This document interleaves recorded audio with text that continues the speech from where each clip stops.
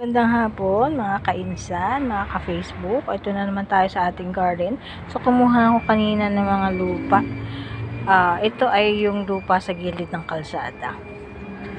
Okay, so medyo pino siya. So madaling salain. Tapos ihahalo natin dito sa ipa. Then ito yung ating binhi ng ampalaya-palayan. Then kangkong. Yung kamote, malaki na. Then ito yung ating balat ng saging. Ayan, update lang. Alam niyo yung bell pepper, wala, nasira, nabulok. Kaya hindi niya talaga kaya doon mamunga. Ayun, nawala.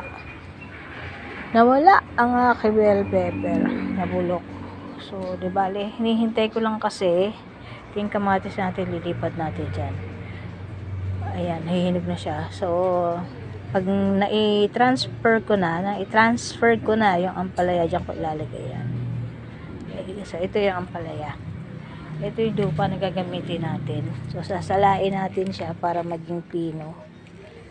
At ilalagay ko doon. Pag haluin ko, 50% ng lupa or garden soil and 25% ng ipa.